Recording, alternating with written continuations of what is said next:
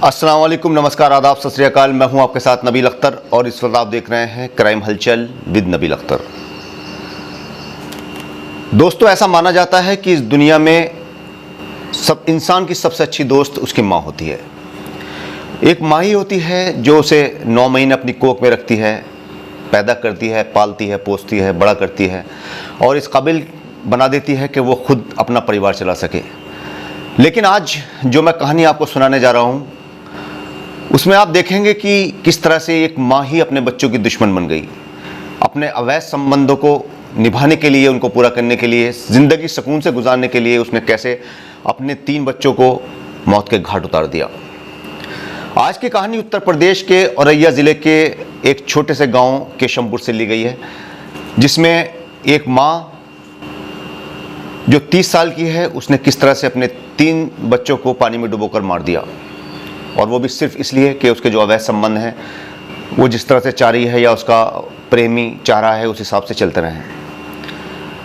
दरअसल सुबह सुबह गांव में सब लोग ऐसे ही काम कर रहे थे जिस तरह रोज़मर्रा के काम होते हैं। आपको पता है कि गांव के लोग सुबह ही उठ जाते हैं और अपने काम काज निपटाते हैं। लगभग 7 या 8 बजे का वक्त होगा। एक बच्चा दौड़ता हुआ गाँव में दाखिल होता है। बच्चे की हालत ऐसी थी कि वो बुरी तरह से हाँफ रहा था, बदन पर कोई भी कपड़ा नहीं था, पूरी तरह निर्वस्त्र था और भाग आ रहा था। गांव वालों ने उसे रोका और उससे पूछा कि भाई तू कौन है और ये तेरी हालत किसने बना दी है। बहुत बुरी तरह से उसकी हालत बनी हुई थी, काफ़ी चोट थी बदन के ऊपर, बदन पे कपड़ा नहीं था। लेकिन बच्चा कुछ भी बताने की स्थिति में नहीं था। गांव के लोगों ने उसे बिठाया, पानी पिलाया। थोड़ा जब उसको सुकून मिल गया उससे पूछा कि तू कौन है भाई और कहाँ से भागा रहा है, तेरी हालत ये किसने कर दी। लेकिन बच्चा कुछ भी बोलने की स्थिति में नहीं था। सदमा था उसके दिमाग पर। सिर्फ उसने नदी की ओर इशारा किया तो उनको लगा कि शायद कोई अनहोनी हो गई हो। गांव वाले तुरंत नदी की तरफ उस बच्चे को लेकर दौड़े और जब वो नदी के पास गए तो देखा कि 2 बच्चों की लाशें नदी में तैर रही हैं। फौरन गांव वालों के हाथ पैर फूले और अंदर जो तैराक थे वहाँ उसमें गांव में वो नदी में उतरे और दोनों बच्चों को बाहर निकाल लिया। उससे पूछा, लड़के को थोड़ा थोड़ा होश आने लगा था, उससे पूछा कि भाई ये दोनों कौन है। कहने लगा ये दोनों मेरे भाई हैं।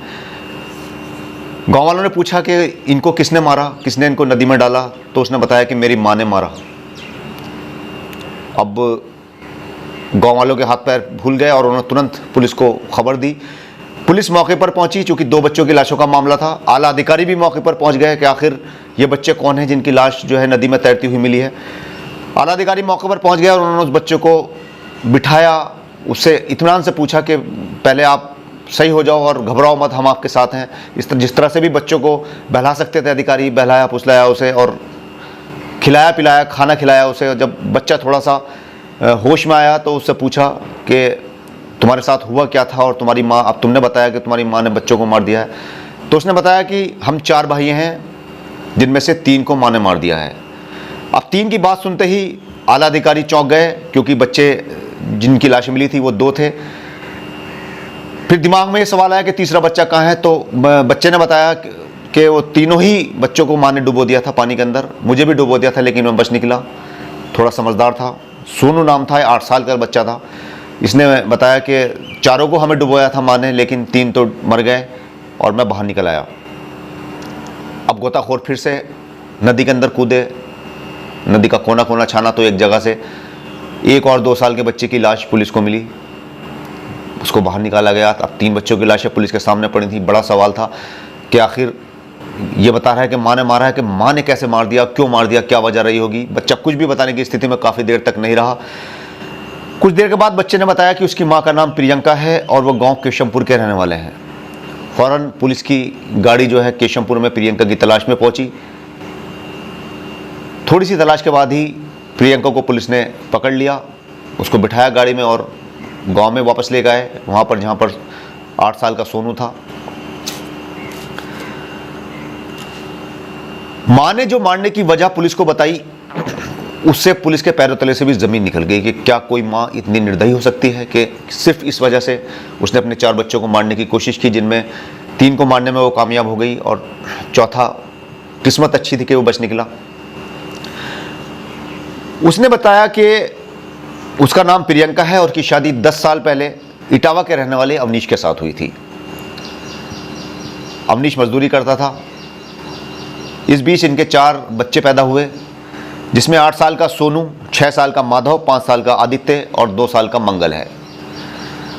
सब कुछ सही चल रहा था, 4 बच्चे थे, परवरिश उनकी सही से हो पा रही थी, जैसी मजदूरी वो कमा कर लाता था उससे गुजर बसर सही चल रहा था, सब कुछ सही था। अचानक 2 साल पहले अवनीश की मौत हो जाती है। अब प्रियंका के सामने घर को चलाने का बड़ा मसला खड़ा हो जाता है। 4 बच्चे, वो खुद, उसकी सास, कैसे वो घर चलाए। कुछ दिन तक तो उसने जैसे तैसे करके घर चलाया, लेकिन फिर वो घर चलाने में सक्षम नहीं रह पाई। इसी बीच उसकी मुलाकात अपने चचेरे देवर आशीष से होती है। आशीष और प्रियंका में प्यार हो जाता है, दोनों एक दूसरे से प्यार करने लग जाते हैं और बिना शादी किए ही आशीष प्रियंका के साथ रहने लग जाता है। ये कमरा किराए पर लेते हैं। अब जो प्रियंका की सास थी वो भी मजबूर थी कि क्योंकि उसके सामने भी रोटी का संकट था कि बुढ़ापे में कौन उसे रोटी देगा, तो उसने भी हालात से समझौता कर लिया और वो भी प्रियंका के साथ ही रहने लगी, चुपचाप रहने लगी। हालांकि वो जानती थी कि ये संबंध अवैध संबंध है, क्योंकि आशीष ने प्रियंका से शादी नहीं की थी, विवाह नहीं किया था, बिना शादी के ही उसके साथ रहने लगा। कुछ दिन तक तो सही चलता रहा। 1-1.5 साल के बाद आशीष भी कुछ काम नहीं करता था। कभी मूड होता था तो सैलून का काम जानता था, वो नाई का काम जानता था, तो कभी सैलून चला जाता था, कुछ पैसे कमा लाता था। तो प्रियंका के सामने फिर वही जो मुसीबत थी, जो सवाल था उसका कि परिवार को कैसे पाले, वही ऐसे कैसे मुंह बाय खड़ा था। अब आशीष कभी जाता था, कभी नहीं जाता था। इसके चलते दोनों के बीच झगड़ा रहने लगे, आशीष और प्रियंका के बीच। आशीष का कहना था कि वो प्रियंका को पाल सकता है, उसकी सास को पाल सकता है, लेकिन 4 बच्चों का पालना, उनके स्कूल का खर्च वो नहीं उठा सकता। उनके कपड़े लगते हैं, भाई बच्चों के बहुत खर्च होते हैं, वो उठाने में सक्षम नहीं है, क्योंकि वो भी एक सैलून में काम करता है। प्रियंका ने उससे कहा कि जब वो उसके साथ आया था तो उसको ये बात पहले सोचनी चाहिए थी कि मेरे 4 बच्चे हैं, लेकिन आशीष कुछ भी सुनने के लिए तैयार नहीं था। और इसी के चलते आशीष ने प्रियंका से कहा कि या तो वो उसे छोड़ दे या फिर इन 4 बच्चों को या तो अपनी नानी के घर, अपनी माँ के घर भेज दे, बच्चों की नानी के घर, या फिर इन 4 को मार डाल, फिर हम दोनों साथ में रहेंगे। अब वो भी टेंशन में रहने लगी प्रियंका। उसने अपनी माँ से बात की तो माँ भी बच्चों को रखने के लिए तैयार नहीं हुई। ये कहानी, ये सीख है उन लड़कियों के लिए जो अपने माँ बाप के दम पर उछलती हैं और अपने ससुराल में लड़ाई झगड़े करती हैं, पति से, सास ससुर से लड़ाई झगड़े करती हैं। सीधी सी बात है कि जब लड़की की शादी हो जाती है तो उसकी ससुराल ही उसका सब कुछ होती है। अगर ससुराल जालिम ना हो तो मायके से उसका कोई ताल्लुक ज़्यादा रहता नहीं है। कभी कोई ऐसी विपत्ति आ जाती है, बहुत कम परिवार ऐसे होते हैं, मायके होते हैं, जो लड़कियों को रख लेते हैं और उनके बच्चों का और उनका ख्याल रखते हैं, लेकिन ज़्यादातर तादाद ऐसे लोगों की है जो इग्नोर कर जाते हैं, अपना हाथ छोड़ा लेते हैं। वही प्रियंका के साथ हुआ था। प्रियंका की माँ ने बच्चों को रखने से साफ मना कर दिया, जिसके बाद प्रियंका ने फैसला लिया कि आशीष का कहना सही है, मैं इन 4 बच्चों को मार ही देती हूँ। और इन्हीं अवैध संबंधों के कारण वो 4 बच्चों को लेकर नदी के किनारे पहुँची और सोनू, माधव, आदित्य और मंगल को इसने रास्ते में इन बच्चों से कहा कि चलो नानी के घर चलते हैं। ये इस बहाने से वो उनको घर से लेकर निकली। रास्ते में उसने बिस्कुट का पैकेट खरीदा।